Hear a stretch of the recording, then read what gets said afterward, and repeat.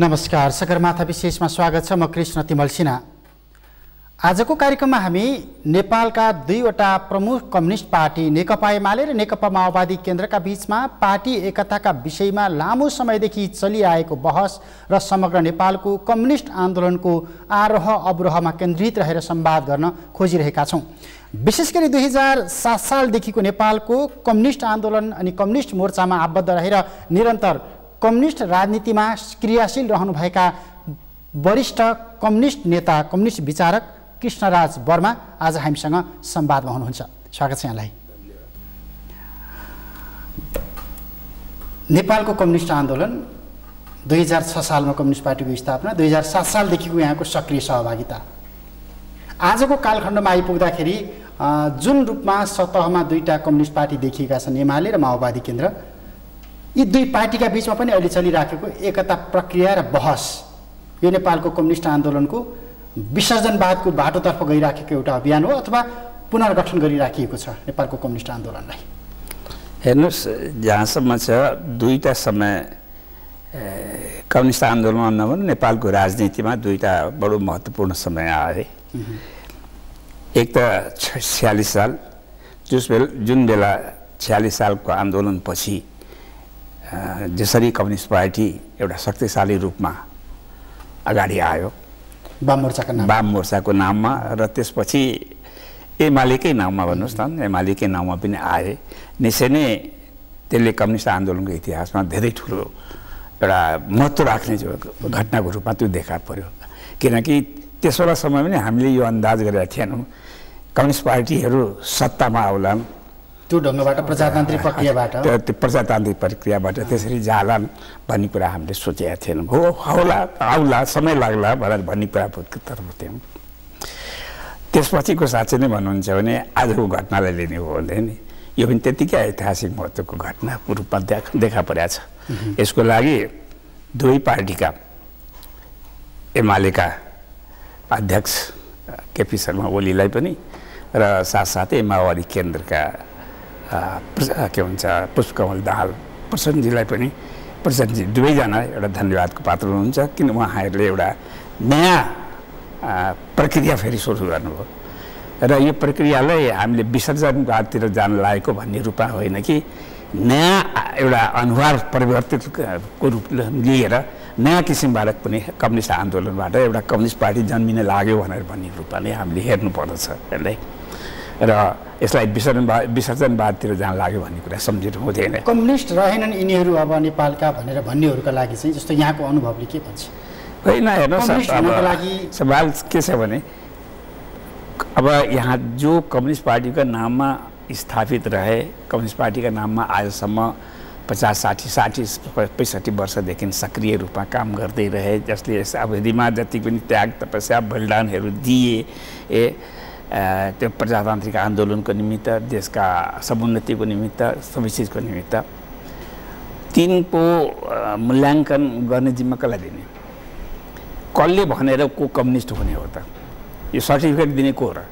Certificate कसैले दिने होइन यो। हेर्नुहोस्, त्यसै कारणले आज अब कस्तो भएको छ भने साँच्चै नै भन्नुहुन्छ कहिलेकाहीँ यस्तो पनि देखा पर्दछ कि हिजोसम्म कम्युनिस्ट आन्दोलनलाई अनेक प्रकारले कन्डेम गर्ने, निन्दा गर्ने, हुनै नहुने कुरा, यो किन आयो, यस्तो कम्युनिस्ट पार्टी मुलुकमा हुनु थियो भनेर भन्नेहरू नै यो कम्युनिस्ट हो कि होइन भन्ने कुराको निराकरण गर्छन्। त उनलाई के अधिकार निराकरण गर्ने त? चुनावको समयमा बहस खुबै चल्यो, नेपालका चरित्रका कुरा। त्यसै कारणले यो त कि आन्दोलनको दौरानमा तपाईँले मुलुकको निमित्त, जनताको निमित्त केही सारभूत रूपका क्रियाकलापहरू गर्न सक्नुभएछ भनेदेखि तपाईँ जनताप्रति जिम्मेदार भएको, देशप्रति जिम्मेदार भएको र मुलुकका समस्याप्रति जिम्मेदार भएको ठहरिने हो। त्यस कारणले त्यसबाट नै निराकरण हुने हो कि वास्तवमा तपाईँ के हो, अब कम्युनिस्ट पार्टी हो, कम्युनिस्ट हो कि होइन, कम्युनिस्ट पार्टी यो हो कि होइन भन्ने निराकरण गर्ने अरू कसैले हुँदैन। त्यो यो त जनताका बिचका आन्दोलनबाट निराकरण हुने कुरा हो।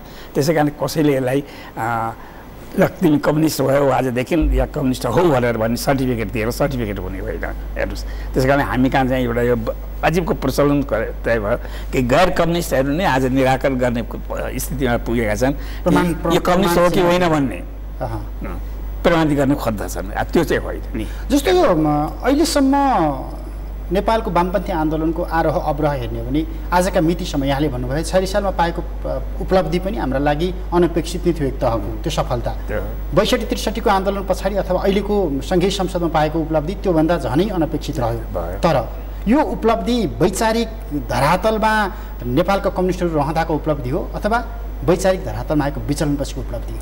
होइन, विचलन अथवा उनीहरू समाज सँगसँगै रूपान्तरित हुँदाको परिणाम। अब कस्तो हुँदो रहेछ भने आजको समस्या के भन्ने कुरालाई प्रस्तुत गर्ने काम दुईटा कुराले गर्दो रहेछ। एक त स्वयं तपाईँका अनुभवहरूले, तपाईँका ज्ञानले, बुद्धिले, तपाईँको दूरदर्शिताले अब के हो हाम्रो समस्या भन्ने कुरालाई तपाईँले प्रस्तुत गर्नुहुन्छ एउटा। अर्को के समयले प्रस्तुत गरिदिँदो रहेछ। समयले पनि फाल्दछ कि आजको यो अवस्था यो हो है र यो अवस्थालाई तिमीले निराकरण गर्नेतिर तिमी लाग भनेर भन्ने कुरा उसले सामुन्ने लागेको हुन्छ। र अब राजनीतिक नेतृत्वले, कुनै पनि पार्टीका राजनीतिक नेतृत्वले त्यो समयलाई चिनेर, त्यो अवस्थालाई चिनेर त्यसलाई अँगाल्न सक्नु पर्यो। आफ्नो बुद्धिले नभए समयले फालेको कुरा छ भने पनि समयले ल्याएको कुरा छ, त्यसलाई पनि समातेर जान सक्नु पर्यो। त उसको जो अब के भन्छ दूरदर्शिता भन्नुहोस्, उसको सचेतनता भन्नुहोस्, यसबाट प्रमाणित हुने कुरा हो। र आज हाम्रो सामने जो पनि समस्या आएको छ, तपाईँले प्रस्तुत गरेको नहोस्, तपाईँले नै विचार गरेर प्रस्तुत गरेको समस्या नहोस्, तर समयले फालेको अवस्था छ। र यसलाई मैले एकसरीमा एउटा प्रस्तुत गर्ने कोसिस गर्छु। त्यो के भन्दाखेरिमा हिजोसम्म हामी एउटा जनतान्त्रिक आन्दोलन, प्रजातान्त्रिक आन्दोलन भन्नुहोस्, जनतान्त्रिक आन्दोलन भन्नुहोस्, लोकतान्त्रिक आन्दोलन भन्नुहोस्, अब यो जनतान्त्रिक लोकतान्त्रिकको विवादमा नजाउँ, यी सबै प्रजातान्त्रिक आन्दोलन नै हुन्। एक प्रकारले त्यो प्रजातान्त्रिक आन्दोलनको चरणभित्र थियौँ हामी। त्यो चरणलाई जसलाई कि सामान्य अर्थमा राजनीतिक आन्दोलनको चरण पनि भनेर भन्दछन्, त्यो चरणलाई हामीले पुरा गऱ्यौँ। त्यो चरण, यद्यपि त्यो चरण र आज आएको चरण दुइटै सँगै हुनुपर्ने हो। आजको चरण के आयो? चरण आयो भने आजको राष्ट्रिय समस्यालाई, अगाडि आएको राष्ट्रिय समस्यालाई तपाईँले समाधान गर्ने दिशातिर तपाईँले सारभूत रूपमा कार्यक्रम बनाएर जानुपर्ने अवस्था तपाईँको सामने आएको छ। यद्यपि त्यो प्रजातान्त्रिक आन्दोलन र राष्ट्रिय आन्दोलन दुइटै एकैसँग जोडिनु पर्ने थियो, उहिलेदेखि नै जोडिनु पर्ने थियो, तर त्यो जोडिएन। अहिले जोडियो, अब आज आएर जोडियो। आज आएर जोडियो। त जोडिँदाखेरि के हो, राजनीतिक आन्दोलनलाई त हामीले कम्प्लिट गऱ्यौँ भन्ने कुरा देखा पर्यो। तर के भने राष्ट्रिय आन्दोलन भन्दाखेरिमा विकास र समृद्धि भनेर जसको सामान्य अर्थमा भन्न सकिन्छ, जनताको जीविकासँग र मुलुकको विकाससँग, उनको समृद्धिसँग, यी सबै कुरासँग जोडिएका जो हाम्रा समस्याहरू, त्यो समस्यालाई हिजो जसरी निराकरण गरेर तर आज तपाईँले यसलाई निराकरण गर्नुपर्छ, गरेनौ भने तिमी फेल हुन्छौ भनेर भन्ने किसिमले जसरी प्रस्तुत भएको छ, त्यसले बाध्य गरेको हो आज के भनेदेखि आज यसरी ध्रुवीकरणका प्रक्रियाहरू सुरु हो। यो ध्रुवीकरण अझ व्यापक अर्थमा हुन सके भए कति राम्रो हुन्थ्यो। त्यो व्यापक अर्थ के भने कम्युनिस्ट शक्ति एकातिर र प्रजातान्त्रिक शक्ति अर्कोतिर भन्ने नभएर ती दुईटै शक्ति आजको समस्या के हो भन्दा उनको लागि पनि त्यतै समस्या हो। मुलुकको समृद्धि भने प्रजातान्त्रिक मानिसहरूको निमित्त एउटै समृद्धि भन्ने कुरा एउटै कुरा होइन, कम्युनिस्टहरूको निमित्त एउटै कुरा होइन। कम्युनिस्टहरूको निमित्त समृद्धि भन्ने अर्को कुरा, के भन्छ प्रजातान्त्रिकहरूको निमित्त समृद्धि भन्ने अर्को कुरा त हुँदैन। जनता त त्यही हो, जनता उही हो, मुलुक त्यही हो, समस्या त्यही हुन्, मुलुकका स्थिति त्यही हुन् भने यसको समृद्धि भनेर भन्ने कुरा तपाईँको पनि समृद्धि हो, कम्युनिस्टहरूको पनि लागि समृद्धि हो। त यो व्यापक एकता हुन सक्नु पर्थ्यो। हेर्नुहोस्, अब यहाँ चाहिँ हामी कहाँ एउटा के आयो, थेसिस, एउटा नयाँ थेसिस बनाइयो, केही वर्ष अगाडिदेखि थेसिस सुरु गरियो। के भन्दैन, होइन प्रजातान्त्रिक व्यवस्थामा त दुईवटा शक्ति हुनुपर्छ, एउटा अपोजिसन र एउटा चाहिँ के भन्छ संस्थापन हुने, दुईवटा शक्ति भिन्न हुनु पर्यो भनेर त्यस कारणले एकसाथ हुनु हुँदैन भनेर भन्ने कुरा त्यस्तो होइन। तपाईँ साथै भए तापनि, तपाईँ पक्षमै भए तापनि तपाईँले गलत कुरा केही भइरहेछ भने गलत कुरा त जहिले पनि भन्न सक्नुहुन्छ नि। त्यो भन्नलाई त कसैले कहीँ रोकिएको हुन्छ अनि तर तपाईँले समृद्धिको निमित्त लिएको बाटोको समर्थन भनेर भन्ने कुरामा सक्रिय समर्थन गर्ने प्रक्रियामा पनि बाधा पुग्ने गरेर तपाईँ विरोधको नीति लिने लाग्नुहुन्छ भनेदेखि त तपाईँले त्यो समर्थन गरे भन्ने कुरा भएन नि त। तपाईँको लागि समृद्धि भने उही कुरा हो र कम्युनिस्टहरूको निमित्त समृद्धि भने एउटै कुरा हो, भएन नि। त्यसै कारण आजको समस्या के भने समृद्धि भने पनि जनताको जनताको सम्पन्नता भने पनि मुलुकका समस्याको समाधान भने पनि सबै कुरा एउटै हुनु पर्यो, एउटै कुरा हो, गोल त एउटै हो त्यो भन्नुहोस् त। अब त्यस कारणले त्यसमा पनि तपाईँले कमसेकम त मिनिमम यति चाहिँ हुनैपर्छ भनेर भन्ने अवस्था सबैको नै त समान हुने होइन, के मिनिमम पनि हुनको निमित्त पनि हामीमा फरक हुन्छ।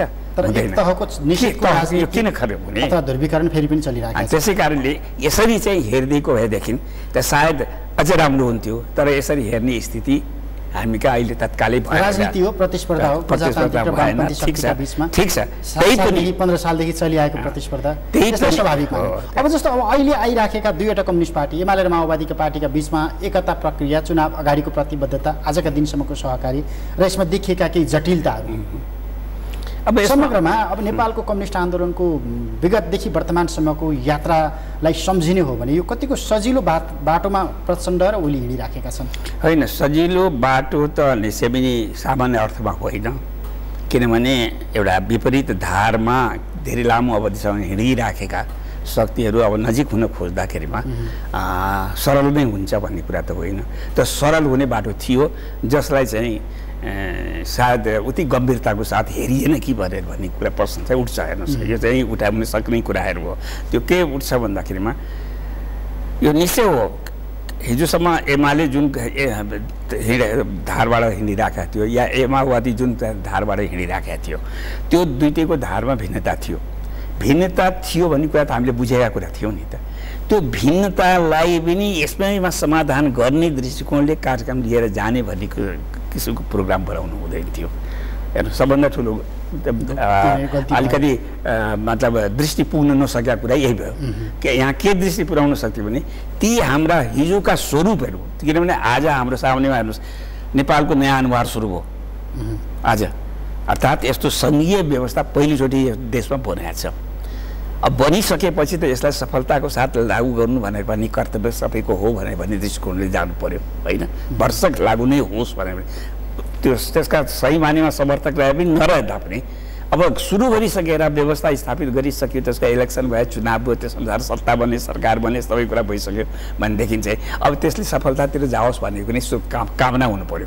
त त्यो कामनातिर जाने कुरा त अब मा जो समानता छ नि त्यो एउटा नयाँपन हो, यति नयाँपन हो जसले सबै कुरा नयाँ किसिमबाट सोच्नेलाई तपाईँको सामने ल्यायो। तपाईँको कार्यक्रम पनि नयाँ हुने भयो, तपाईँको सम्पूर्ण कुरा के तपाईँको कार्यक्रमको मूल धार कहाँ पुग्यो भन्दाखेरि जसरी भयो भने समृद्धि र विकास भनेर भन्ने कुरामा ल्याउनु, जसलाई हिजोसम्म तपाईँले व्यवस्था गरेर बस्नु भएको थियो त्यो पनि नयाँ कुरा आयो। यो अब राजनीतिक दृष्टिकोण पनि नयाँ किसिमको आयो। यी सबै कुरा आएपछि हामीले बन्ने पार्टी चाहिँ यो पार्टी पनि नयाँ किसिमको हुन्छ है, नयाँ किसिमको हुन्छ भन्ने समझदारी एउटा लिनु सक्छ। कोहीसँग मिल्ने होइन, समायोजन नयाँ किसिमको। त्यसकारण आज जो कार्यक्रम हाम्रो सामने आयो नि, समृद्ध विकाससँग जोडिएका जति पनि समस्या छन् त्यो नहुनमा आजसम्म व्यवधान के लिएर है र त्यसको समाधान कसरी गर्ने भन्ने कुराको आधारमा हाम्रा कार्यक्रम बनेर जाने, यही कार्यक्रमलाई पुरा गर्ने नै यो दायित्व यो दुईटा पार्टीको एकताबाट बन्ने जो सङ्गठन हुन्छ त्यसको दायित्व हुन्छ भन्ने कुरामा केन्द्रित गरेर पुराना कुरा जति पनि छन्, हाम्रा पुराना इतिहासहरू छन्, ती अध्ययनका कुराहरू हुन्। भविष्यमा आउँदा अवस्थाहरूमा यसलाई व्यवस्थापन कसरी गर्ने, यसमा समान धारणाहरू कसरी बनाउने भन्ने कुरामा त्यही पार्टीहरूभित्र काम गरिरहेका एक्सपर्ट्सहरू जो हुन्थे, विज्ञहरू जो थिए, तिनीहरूको माध्यमबाट भोलि समाधान गर्दै जानुहुन्थ्यो। एउटै समझदारी त्यहाँ बनाएर टुङ्गाउनुहुन्थ्यो। इङ्गित गर्न खोजिराख्नु भएको माओवादी जनयुद्धसँग जोडिएका केही नराम्रा पक्षहरू व्यवस्थापनको सन्दर्भ, द्वन्द्वकालीन घटनासँग जोडिएका सन्दर्भ, जसलाई अहिलेको एकता प्रक्रियाको केही बाधा सिर्जना गर्ने तत्त्व भनिएको छ। त्यसै कारणले आज धेरै प्रश्न यस्ता प्रश्न उठ्न लागे, किनभने अब भित्र त्यहाँ काम गर्दै जाने क्रममा पहिले नै यो समझदारी बनाएर सुरु गरेको भएदेखि त यस्ता कुरा उठ्ने थिएनन्। अब यो समझदारी नबनाएको हुनाले अब के भने बिस्तारै त्यस्ता प्रश्नहरू पनि उठ्न लागे जसमा हिजो विवाद थियो धेरै, त्यो विवादको पनि समाधान पहिले हुनु पर्यो भन्ने प्रश्न उठ्न लाग्यो। त्यो विवादको समाधान मान्नु चाहिँ आज हुन सकेन भने के हो, एकता नहुने त? आज यति अगाडि बढेर गइसक्नुभयो तपाईँहरू, अब एकता नहुने भन्ने प्रश्न बन्न सक्छ? जनताले पत्याउँछ, मान्छ। अनि भोलि तपाईँले जनताले पत्याउने कसरी त? तपाईँले जो अनुहार आफ्नो खडा गर्नुभयो यत्रो 3-4 महिनाको भन्नुहोस् एउटा बडो सक्रिय सहभागिता र यत्रो प्रयास र प्रयत्नपछि जो आफ्नो अनुहार जसरी खडा गर्नुभयो त्यो अनुहारलाई आज तपाईँले फेरि केही पनि हुने भएन भन्ने अवस्थामा लगाइरहनु भयो भने तपाईँ कसैले विश्वास गर्छ विश्वास गर्दैन नि त्यसै कारण त्यसरी सोच्नु भएन क्या सोच्ने दृष्टिकोण त्यो राख्नु भएन त्यो कुरालाई नल्याउनु अलिकति विस्तृत रूपमा सोच्नु पर्यो दीर्घकालीन यति ठुलो एउटा फराकिलो यति फराकिलो दृष्टिकोणबाट त्यसलाई सोच्ने कोसिस गर्नु हो भने समाधान निस्किन्छ त्यसरी फराकिलो किसिमबाट जानु भएन र सबै ती समस्यालाई यहीँ समाधान गरौँ पहिल्यै समाधान गरौँ अनि केही गरौँ भन्ने कुरा भन्यो भने त्यो हुन असम्भव छ हेर्नुहोस् त्यो गाह्रो हुन्छ त्यस कारणले त्यसले अनेक व्यवधानहरू खडा गर्छ अब त्यसले कसको अनुहार नराम्रो कस्तो देखाउला भन्ने कुरा त फेरि विवाद अर्को भएर जान्छ नि त्यसै कारणले यो चाहिँ दृष्टिकोण अलिकति पुग्नै पर्थ्यो यो चाहिँ दृष्टिकोण पुगेन भन्ने कुरा लाग्दछ हेर्नुहोस् र दोस्रो कुरा के भनेदेखि आज यसै बिचमा पनि मान्नुहोस् न कतिपय आशंकाका प्रश्नहरू उठे अब अरूको बारे किन स्वयं ओलीजीकै सम्बन्धमा नि अनेक प्रश्नहरू विभिन्न धारबाट उठाउने प्रश्न गरियो आजसम्म उहाँले बोलेका कुराहरूबाट त्यस्तो विश्वास गर्नुपर्ने त्यस्तो अविश्वास गर्नुपर्ने या त्यस्तो धारणा बनाउनु पर्ने कुनै ठाउँ छैन नभए तापनि तर अन्य गतिविधिहरूले गर्दाखेरिमा कहीँ यस्तो पनि हो कि यसो पनि हो कि उसो पनि हो कि भन्ने आशंकाका अनेक प्रश्नहरू उठे भनौँ न 62-63 को परिवर्तन प्रति ओली फरक मत राख्थे राजाका विषयमा ओलीको फरक मत छ धर्मका विषयमा ओलीको फरक मत छ संहिता ओलीले स्वीकारेकै होइनन् आशंका विगतदेखि वर्तमानसम्म 72-73 मै पनि उहाँ सरकारमा हुँदाखेरि भने उहाँ प्राइम मिनिस्टर हुँदाखेरिमा उहाँको जुन अनुहार बन्यो भने जुन अनुहारले उहाँ यत्रो आकर्षणको केन्द्र हुनुभयो भनेर भन्ने कुरा जो अगाडि सारियो निश्चय नै अब त्यो अनुहार त एज इट इज छ भन्ने कुराको निमित्त त एउटै कुराले अगाडि बढ्नु पर्थ्यो त्यो अगाडि बढ्ने प्रश्न के भने हाम्रो राष्ट्रिय विकासका मूलभूत समस्याहरू जो त्यसका समाधानमा हामी कहीँ पनि दिग्दैनौँ भन्ने कुराको गहिरो विश्वास जगाउने दिशातिर नै हाम्रा हरेक कदमले जानु पर्थ्यो भन्ने कुरा त हामीले सोच्नुपर्छ हो एउटा यसमा विवाद छन् के विवाद छ भन्दाखेरिमा यो समस्या कोसँग हाम्रो हेर्नुहोस् यस प्रश्नमा पनि हामीले ढाकछोप गरिरहनु पर्दैन यो विवाद आजसम्मको यो सबै कुराको विवाद कोसँग छ भने भारतसँग छ हाम्रो विकासका कुनै पनि पहल कदमी गर्न खोज्दाखेरिमा केही पनि व्यवधान आउने प्रश्न जहिले पनि भारततर्फबाट हुन सक्ने सम्भावना छ किनभने हिजोसम्म हामी भारतमाथि डिपेन्डेन्ट रहेका हौँ यसमा कुनै शङ्का छैन त आज हामी त्यसलाई कम गर्न अगाडि जान सक्ने त्यसलाई चिरेर अगाडि जाने प्रक्रियामा हामी जे पनि गर्न खोज्छौँ त्यो गर्दाखेरिमा हिजोसम्मको उनको पोजिसन जो थियो भारतको जो पोजिसन त्यस पोजिसनलाई हामीले अलिकति हलुका पार्दै जान्छौँ त्यसलाई कम गर्दै जान्छौँ त्यसको भार कम गर्दै जान्छौँ त्यसमाथिको डिपेन्डेन्सी कम गर्दै जान्छौँ गर्ने त हाम्रो यही प्रक्रिया हो हाम्रो विकास बिना के हो त त्यही होइन त जब त्यही पनि विकास हो भने एक राष्ट्रप्रतिको निर्भरता घटाएर बहुराष्ट्रिय निर्भरता अब हामी परनिर्भर नै हो तर के भनेदेखि यति चाहिँ हामीले क्लियर गर्न सक्नुपर्छ यसको अर्थ हामी भारत विरोधी होइनौँ हामी भारत विरोधी होइनौँ भन्ने कुरा अर्थात् हामी बेसिक रूपमा भारतसँग मैत्रीपूर्ण सम्बन्ध राखेर नै यसको समाधान पनि गर्न खोज्छौँ र भारतले यो महसुस गरोस् भन्ने हामी समाधान गर्छौँ मान्नुहोस् आज जसरी कमिटमेन्टहरू आइरहेका छन् अलिअलि पनि जो कमिटमेन्ट आएका छन् त्यति खुलस्त आएका छन् आउँदाखेरिमा पनि त्यसमा हामीले यही बुझिरहेका छौँ भारतले पहिलेको अवस्थामा अलिकति सुधार गर्ने दृष्टिकोणबाट सोच्ने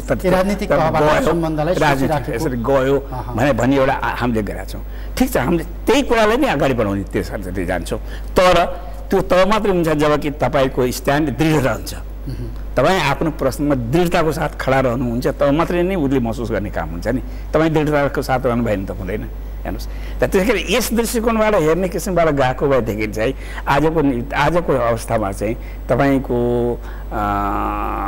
जसरी तपाईँले सोच अगाडि सार्नुभयो जसरी एउटा दुईटा पार्टीलाई एक गर्ने दिशातिर तपाईँ लाग्नुभयो त्यस दिशामा तपाईँको सफलता अलिकति ज्यादा नजिक हुन्थ्यो कि भन्ने कुरा अर्को जस्तो नेपालको राजनीतिमा हुन त पछिल्लो समयमा मधेसको तारो भारतको एउटा निशानामा परेको शक्ति भनेर चिनियो नेकपा एमालेलाई विशेष गरी यहाँले भन्नुभयो ओलीले जुन अनुहार बनाउनु भयो पछिल्लो कालखण्डमा त्यसपछि तर समग्र नेपालको 7 साल यताको राजनीतिक आन्दोलन राजनीतिक क्रान्ति अथवा सरकार गठन विघटन व्यवस्था परिवर्तन, राज संस्था फाल्नेदेखि राख्ने लगायतका सबै कालखण्ड यहाँले भोगिराख्नु भएको छ। त्यो हेर्ने हो भने चाहिँ भारतको हित साधन नगर्ने तुरुप नेपालको राजनीतिमा टिक्दैन। यो दक्षिणबाट नेपालको राजनीतिमा स्थापित भएको सत्य होइन। त्यो सामान्य रूपमा भन्दाखेरिमा भन्न देखिने अवस्था त्यही हो। सामान्य रूपबाट देख्दाखेरिमा देखिने अवस्था त्यही हो।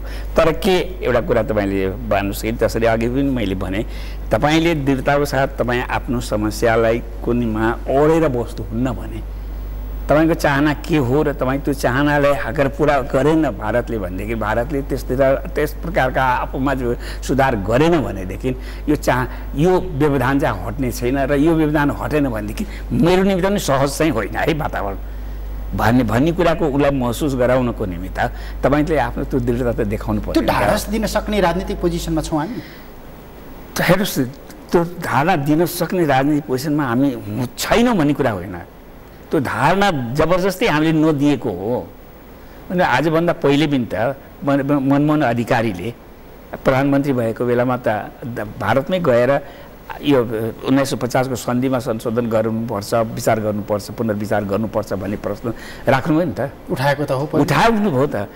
उठाएपछि त त्यो कुरा विचारणीय भएर गयो आखिर आज भएको भएन। आज त्यसैमा यी जनउद्योगसँग गएर जोडियो। आज कति कुराहरूसँग जोडिएर गएर आज त्यसमा विचार विमर्श भएर विशेष प्रबुद्ध समितिहरू भनेर रातहरू पनि राखेका छन्। कतिसम्म त्यसमा संशोधन सुधार हुन सक्ने हो त्यो त तिनका सबै कुरा आइसकेपछि देखिएला। तर बहसमा त आयो।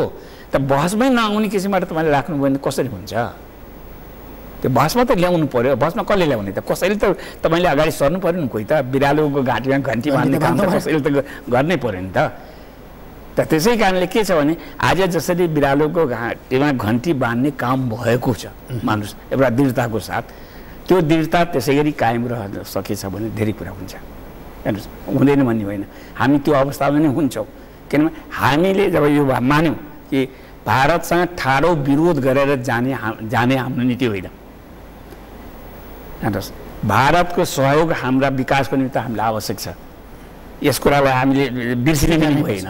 हेर्नुहोस्, भारतसँग हाम्रा इतिहासका लामा कालदेखि र हामी यहाँ रहेका जो विभिन्न जातिहरू छन्, यी जातिकै आधारमा पनि उसँगका सम्बन्धहरूका एउटा चरित्र चाहिँ अलिकति विशेष प्रकारको चरित्र भन्ने पनि छ। भन्नुहोस् त, हामी काशी जान्छौँ, पुर्खालाई तार्नको निमित्त कहाँ कहाँ पुग्दछौँ, भन्नुहोस्, सबै कुरा गर्छौँ नि त। यस्तो प्रकारको विशेष सम्बन्ध पनि छ। छैन भन्ने होइन, तर त्यो विशेष सम्बन्धको अर्थ त गुलामी होइन नि त। विशेष सम्बन्धको अर्थ त्यसको माताती त होइन नि त। त्यो त त्यसै कारणले त्यो धारणाको साथ जानु पऱ्यो नि। यो विशेष सम्बन्धलाई पनि स्वीकार गर्नुहोस्, आफ्ना प्रश्नहरूलाई पनि राख्नलाई नछोड्नुहोस्। यसरी जानुभयो भनेदेखि तपाईँले राख्न किन नसक्ने राख्न भने आखिर मान्नुहोस्, अमेरिकामै तैँले हामीमाथि ट्याक्स लगाउने काम गर्न पाउँदैनस् भन्ने कुरा त्यहाँका अमेरिकन जनताले गरे। त्यो जनता को थियो? ब्रिटेनबाट गएर बसोबास गरेका भन्नुहोस्। त्यस आदिकालमा त्यही आबादीहरू थिए। त्यही आबादीहरूले आखिर त्यो प्रश्न उठाए त, उठाएको थिएन त। ती त कसको खिलाफ उठाएको थियो? ब्रिटेनको खिलाफ उठाएका थिए। उठाए कसले? त्यही अङ्ग्रेजहरूले जो गएर त्यहाँ बसिन्दा भएर बसेका थिए। त उठाउनेले त उठाउनु सक्दो रहेछ नि त। हामीले नउठाउनु सक्नु पर्यो त। आफूले त हामीले बुझ्नु पऱ्यो नि त। हामी एउटा स्वतन्त्र देश हौँ र हाम्रो स्वतन्त्रताको अनुभूति हामीले गर्नु पाउनु पऱ्यो। त्यो स्वतन्त्रताको मान्यता उनले गरेको छ भन्ने कुराको हामीले महसुस गर्नु पऱ्यो, महसुस गर्न पाउनु पऱ्यो। हामीले यो हाम्रो अधिकारै हो। अब नेपालको राजनीतिमा भारतकै सन्दर्भमा अलिकति जोडिएको हिसाबमा पछिल्लो समयको राजनीतिक घटनाक्रममा विगतदेखि वर्तमानसम्म नेपालको राजनीतिमा एउटा तुरुप सधैँ भारतले फाल्छ। त्यो चाहिँ बाजी जित्नका लागि फाल्छ उसले। अहिले भइराखेको दुई वामपन्थी पार्टी एकता प्रक्रियामा कतै दक्षिणको अर्को तुरुपले काम गरिराखेको पो हो कि? अब आइराखेको वैचारिक भन्दा पनि पदीय व्यवस्थापनको बहस कतै त्यो बाजी जित्ने तुरुपले काम गरिराखेको हो कि भन्ने आशंका गरिन्छ नि। त्यो लाग्छ यहाँलाई? अब के हो भने चाहिँ यसलाई हेर्ने दृष्टिकोण कहिले काहीँ के हुन्छ, कुन चस्मा लगाएर हेर्ने भने दुई किसिमबाट हेर्ने कुरा हुन्छ। एउटा त के भने अविश्वास गरेर अनि त्यसपछि के कुरा गर्ने भनेर भने पूर्ण अविश्वासैमा राखेर अनि गर्ने भन्ने हुन्छ।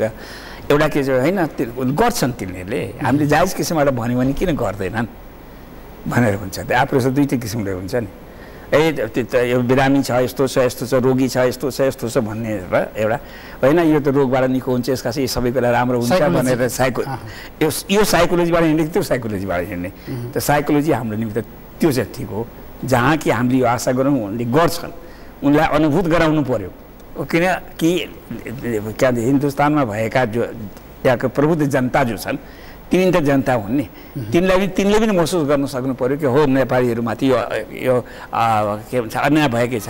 आज पनि त कतिपय प्रश्नहरूमा त हिन्दुस्तानको सरकारले राम्रो गरेको छैन है, मोदी सरकारले राम्रो गरेन, यसो गर्नु हुँदैन थियो भनेर भन्ने प्रश्न त उठाइराखेका छ नि त, उठाउने मान्छे त हुन्छ नि त। अनि तपाईँले किनभने हाम्रो जस्तो मुलुकले जहिले पनि के सम्झनु पर्यो, दुईवटा कुरा हाम्रो शक्ति हो। एउटा शक्ति के विश्व जनमत, जसमा उसको भारतीयहरू पनि त्यो विश्व जनमतभित्र पर्दछन्। अर्को शक्ति हो हाम्रो जनताको एकताबद्ध समर्थन। यही दुईवटा शक्ति होइन हाम्रो, अरू के शक्ति छ हामीसँग भन्नुहोस् त? हामीले भारतसँग लड्ने शक्ति त हाम्रो यही होइन, जनमत हाम्रो नेपाली जनमत युनाइटेड हुनु पर्यो र हाम्रा कार्यनीतिहरू र कार्यक्रम यस्ता हुनु पर्यो कि हामी सिङ्गो नेपाली जनमतलाई हामीले एकसाथ गर्न सकौँ भने भन्ने एउटा हुनु पर्यो। दोस्रो कुरा होइन यिनले जायज कुरा उठाएका छन् भनेर भन्ने कुराको अभिव्यक्ति विश्व जनमतको रूपबाट हामीले प्राप्त गर्न सक्नु पर्यो। यही दुईवटा आधार होइन त, यो दुई आखिर हाम्रो हतियारै यही हो। यही यसै कुरालाई हतियार बनाएर हामीले जान थाल्यौँ भनेदेखि र त्यस्ता कार्यक्रम बनायौँ र हाम्रा कार्यनीतिका तरिकाहरू पनि त्यस्तै किसिमका भएर गएर त्यस्तो विश्वास हामीले प्राप्त गऱ्यौँ भने किन यी चुनौती सामान्य हुन्। जस्तो प्रचण्डको चरित्र, प्रचण्डको व्यक्तित्व हेर्दाखेरि विशेष गरी पार्टीको नेतृत्वमा देवत्व र नेतृत्वमा सधैँ महत्त्वपूर्ण पदमा निरन्तरता, यो विषयमा बहस गर्दै आउनुभएका प्रचण्ड अब बन्ने कम्युनिस्ट पार्टीको एकताका सन्दर्भमा आइराखेको यो पदीय व्यवस्थापनको प्रश्नसँग कुन हदसम्म कति जोडिन्छन्? अब यसमा चाहिँ हेर्नुहोस्, नेतामा मात्र यो अवगुण हुन्छ, यसलाई अवगुणै एकछिनको लागि भन्नुहोस् त्यो भन्ने रूपबाट हेर्नु चाहिँ हुँदैन। यो कार्यकर्तामा पनि हुँदो रहेछ, कि कार्यकर्तामा पनि यस्तो सेन्टिमेन्ट हुँदो रहेछ कि मेरै नेतृत्वमा बसोस्, त्यसरी हेरौँ, उनलाई यसरी हेरौँ, उनलाई देवत्व दिएर बसौँ भनेर भन्ने किसिमबाट हुँदो रहेछ क्या। त्यस्तो धारणा त्यहाँ पनि हुँदो रहेछ हेर्नुहोस्। र त्यो अवस्थामा अलिकति त्यो लक्षण देख्ने बित्तिकै, मासमा त्यो लक्षण देख्ने बित्तिकै नेतामा चाहिँ अनि झन् देवत्व ग्रहण गर्ने प्रवृत्तिले काम गर्दछ।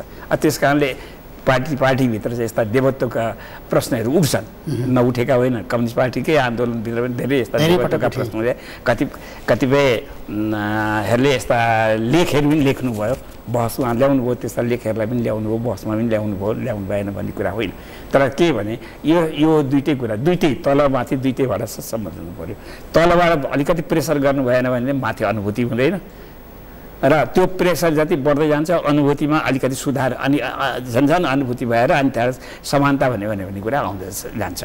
त्यसै कारणले यो एकतिर मात्रै हेरौँ, खालि नेताले मात्रै यो धारणा बनाएर नेता मात्रै यस्तो खोजेर बसिरहन्छ भन्ने भयो कि तलबाट पनि त्यस्ता भावनाहरूलाई अगाडि सारेका हुन्छन्।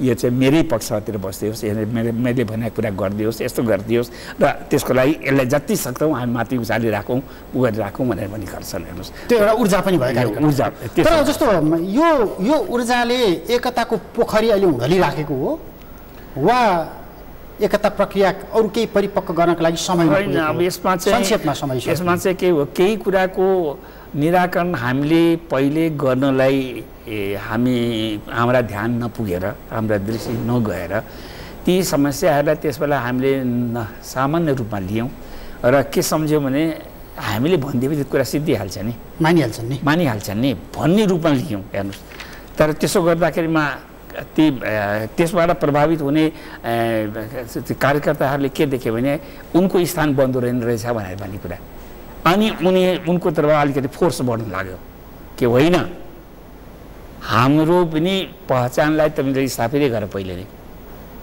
भनेर भन्ने कुरा बढ्यो। हेर्नुहोस्, त्यसरी बढी विश्वास गरेर उहाँहरू नजानु भएको भएदेखि त बहस सुरुकै दिनबाट हुन्थ्यो, सुरुकै दिनमा हुन्थ्यो, सुरुकै दिन त्यसलाई कसरी टुङ्ग्याउने, अर्थात् यो बहस नआउने बाटो के हुन सक्दछ भन्ने कुरा सोच्नुहुन्थ्यो नि त। आखिर उहाँले जब यत्रो कुरा सोच्नुभयो, यस प्रकारका विचारहरू गर्नुभयो भनेदेखि उहाँ यस पक्षमा पनि सोच्न सक्नुहुन्थ्यो, तर यस पक्षमा सोच्ने अवस्था नै आउला भन्ने कुरा उहाँहरूले पहिले विचार गर्न सक्नुभएन र अहिले आयो। अहिले आएपछि यो अप्ठ्यारोहरू सृजना भयो। तर अहिले पनि मलाई लाग्दछ के भने त्यही एउटा बार्गेनिङ मात्रै हो, तर एकता प्रक्रियाबाट बाहिर जाने वातावरण दुवै नेतालाई छैन। होइन, त्यो छैन। हेर्नुहोस्, त्यो अहिले यिनीहरूले बाहिर जानुपर्छ भन्ने कुरा को कुनै बाटो छैन। यिनीमाथि ठुलो जिम्मेदारी आएको छ, दायित्व आएको छ, विश्वास पनि यिनीहरूले त्यसको अनुरूप विश्वास पनि पाएका छन् र यो विश्वासलाई चरितार्थ गर्नको निमित्त उहाँहरूले चाहिँ त्यही दृढताको साथ अगाडि सर्न सक्नुपर्छ। अलिकति सानोतिनो त अब ऊ आउँछ, दुर्घटनाहरू आउँछ, अलि सानोतिनो दुर्घटना हुन्छ, त्यसलाई कसरी सम्हाल्ने भन्नेतिर जानुपर्छ। तर दुर्घटना आउँछ भन्ने बग्नु चाहिँ भएन है। त्यो बग्नु भएछ भनेदेखि चाहिँ हुनसक्छ कि तपाईँ माथि आएको आजको दायित्व जो हो त्यो दायित्व पुरा गर्नमा नै तपाईँ चुक्न सक्नुहोस् र चुक्नुभयो भने आज धेरै ठुलो क्षति हुन्छ। त्यो हेर्नुहोस्, त्यो धेरै गम्भीर क्षति हुन्छ। त्यो हेर्नुहोस्, त्यो कुरा चाहिँ होइन, त्यो हेक्का नेतृत्वले राखेको होला। त्यो नेतृत्वले राख्नुपर्छ नै भनौँ, त्यसलाई राख्नु होला नि, विश्वास गरौँ, राख्नुहुन्छ भनेर विश्वास गरौँ। हुन्छ, समय र संवादको लागि धन्यवाद। त्यही हो, धन्यवाद। सगरमाथा विशेषको आजको समय सक्यो। आज हामीले नेपालको कम्युनिस्ट आन्दोलनमा 2007 सालदेखि लगातार लागिराख्नुभएका एक जीवन्त कम्युनिस्ट आन्दोलनका इतिहास समेत रहनुभएका कृष्णराज वर्मासँग संवाद गऱ्यौँ। समग्रमा नेपालको कम्युनिस्ट आन्दोलनमा पछिल्लो समयमा देखिएको वाम एकता प्रक्रियाका अघिल्तिरका उल्झनहरू र समग्रमा नेपालको कम्युनिस्ट आन्दोलनको आरोह अवरोह। समय र संवादका लागि म फेरि पनि कृष्णराज वर्मालाई धन्यवाद दिन्छु। नेपालको पहिलो न्युज च्यानल सगरमाथा टेलिभिजन हेर्दै गर्नुहोला। नमस्ते।